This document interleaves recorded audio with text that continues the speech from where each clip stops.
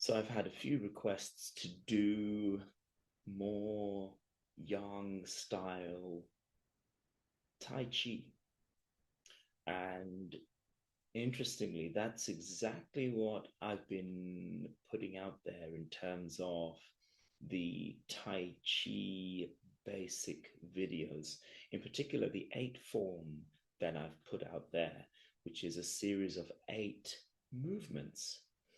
Eight is a powerful number, and on its side looks like the number infinity. And so it's quite interesting that you can do those movements over and over and over and over and over, and they kind of loop back and forth. And you can do the eight moves 16 times twice, right? So eight, and then another eight, and then another eight, and another eight. So you don't necessarily have to do 24 form or 50 plus form or 108 form. You can just do eight movements if you like. Or if that's too much, then I've put out a few more videos where you're just learning one or two moves at a time, or just following me and not so much leg movement, which is involved in Tai Chi, uh, is important in terms of many things from balance and coordination to being able to understand grounding and connecting with the earth and with yourself.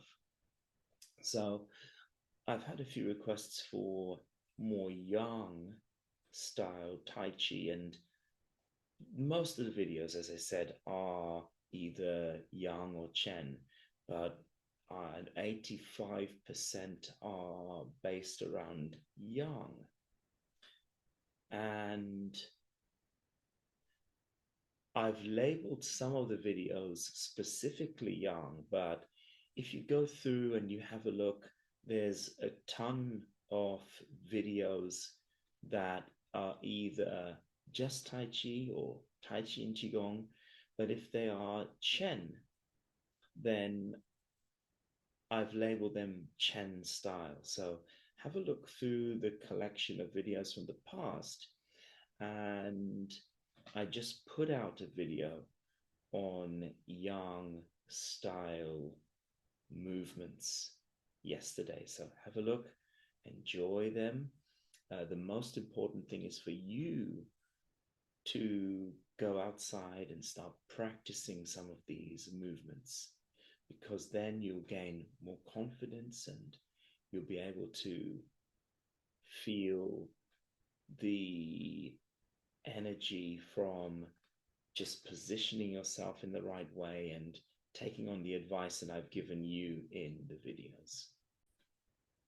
So remember, it is a long journey, like a trip up a mountain. And it's about perseverance, being gentle with yourself. If you're studying any of the martial arts that I teach, the same applies. But ultimately, the journey will lead you up to the same peak, whether it's an internal or external martial art, because there are aspects of both inside each other. In the external martial arts and internal martial arts, there are aspects of the other. So, for example, in karate, you have some slow, gentle looking moves in some forms, like hangetsu. And there's a lot of inner work going on, a little bit like strengthening the body with a Fa Jing style movement in Chen style, although there's quite a lot of difference. But the internal energies help you to tune into what is going on inside your body and how to use it and maximize your strength. So if you're learning Yang style, know that the 108 form and bigger forms may have some movements that require you to embrace a quicker, stronger energy, like ride the tiger. That involves more quickness. Or fist under elbow would require you to turn quickly and place your fist under your elbow. That being said, you don't have to do it that quickly. You can do it slow and while you're learning and speed up over time. So the wonderful thing is you can go back and you can access some of the previous videos. You should. There's a lot of videos there that you will enjoy. Don't forget to hit the like button. Let me know if there's a particular type of video that you really enjoyed. If you hit that like button, then I'll know which ones are providing value, which ones are useful, which ones you want more of. Then I myself will know, and I will certainly do videos that align with that and that idea. And it's only going to be good for you in the long run. So like the videos that you genuinely like, comment on the videos and add questions and statements and anything you like to alert me to what it is that you need to grow. And that goes for martial artists from the external martial classes too, from my karate class, my kung fu class, my mixed martial art class. Let me know what you need. So it's interesting because a Tai Chi form is usually done with a fair bit of leg movement, except there are some movements that are done from particular stances, like rise and sink or grasp the sparrow's tail, where you're not moving your legs so much. It's more like you're pulling up and channeling through the body. That's very important too. And so the basic or very basic level Tai Chi laced with Qigong movements in the videos are done just like that, almost like you're watching a aerobic video or a dance routine on YouTube, and you're copying what that person is doing and doing the same on both sides, or doing a movement with both hands facing your instructor. So that way it's a little bit easier in that sense.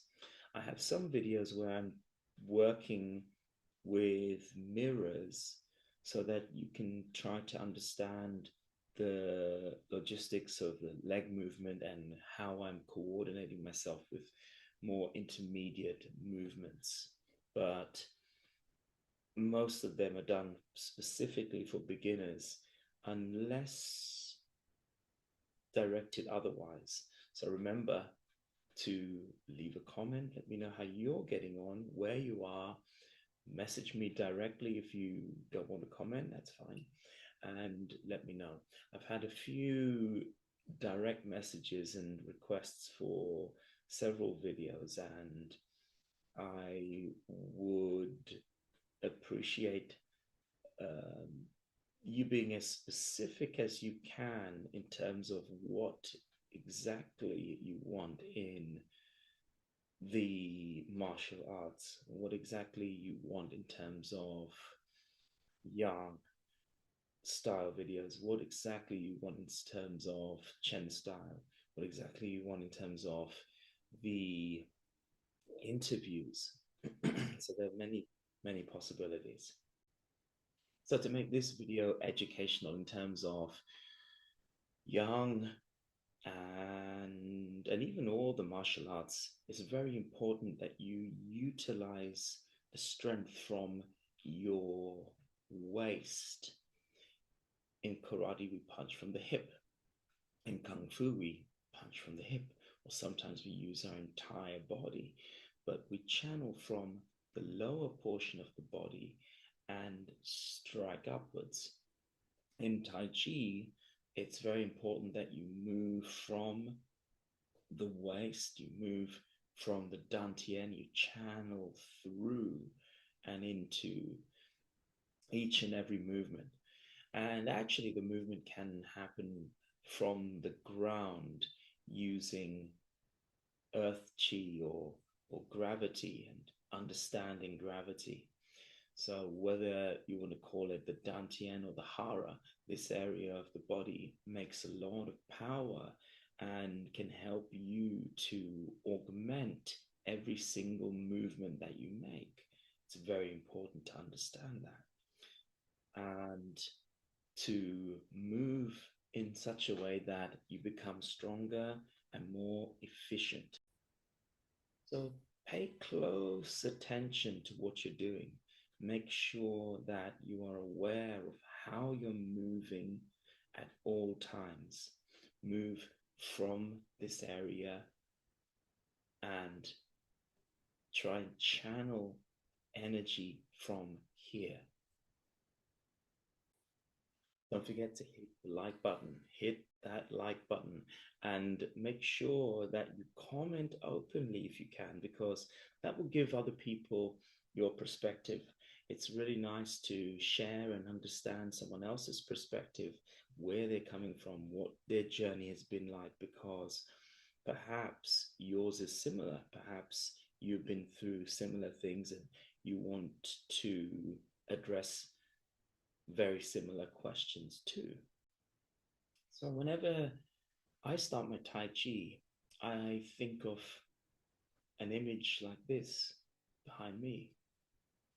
And I just steady myself. I focus my mind. I imagine I'm like a mountain and my mind is calm, and I envision clouds in my mind, metaphorical clouds of thoughts, small ones. And I just stand still in Wu Chi stance, or shoulder width stance, legs shoulder width apart. And I just stand there for a while and focus on what feelings I have in my body, thoughts in my mind, sensations in my physical body, and what's around me. Just utilizing all the different senses. And just like Tadasana in yoga or mountain pose, I set my body in the perfect alignment if I can. So I stand straight but not rigid. I pull my head up gently so my spine aligns, and I tilt my pelvis up a little. And all those things are very important for opening the energy centers within your body. The Mingman point at the base of the spine, that area there, just near the kidneys, actually. And just opening that channel and allowing the energy to come up through the back to the crown of the head and down. Just standing there, shoulders relaxed. Try and feel relaxed, like you're tuning into the gentle pull of gravity that is relaxing you, yet you're pulling your body upwards and making sure your spine is straight. So there's quite a few things to work on. If you're not doing this, then you're missing out on really channeling the energy. So make sure your tongue is touching the roof of your mouth when you practice. And yeah, this is all high level stuff. It's important to add one aspect of Tai Chi in at a time to avoid overwhelm, because a lot of beginners do give up because there's so much to remember in terms of positioning your body and doing certain things inside and outside to maximize the flow of chi. And of course, the same applies to the martial arts, where you're learning something basic like a punch. You have to make sure that you use kime, hikate. Many different ideas come into the punch. Twisting your fist. And when do you twist the fist? What impact will it have if you twist at the moment of impact? What would happen if you twist a few inches before you strike your target? There are different types and different ways to punch. You pull the other hand back to make your fist and your strike more powerful. Where do you pull it back? Do you always pull it to your hip? Do you bring it up to your chin? There's so many variations. How do you breathe when you punch? So there are many ways to do it. And in different martial arts, the emphasis is on several different points, but add one thing at a time to avoid overwhelm. And of course, add the most safety conscious aspects first, because there are certain things that you need to do to make sure that you're safe when you're practicing the harder martial arts, warming up before, stretching, etc. Someone said to me in one of my classes, well, you wouldn't be able to warm up if you are attacked on the street. And she's correct. But in the class where we train, it's all about being safe there. Of course, if someone's trying to hurt you and you need to fight immediately. And perhaps you may pick up an injury here and there. We don't have the luxury of warming up, but in class we do. In class, we don't have to hit each other full contact either. We train either gently, semi-contact. If it were full contact every day, we'd pick up so many injuries we wouldn't get past orange belt, white belt even. So I hope that you've enjoyed this video. And as I said, smash the like button. Make sure that you let me know if you enjoyed this video. And this one was merely educational and a way to encourage you to keep your body, your mind, and your focus in the right place before you practice your Tai Chi, and to just check in with you all. Have a nice day.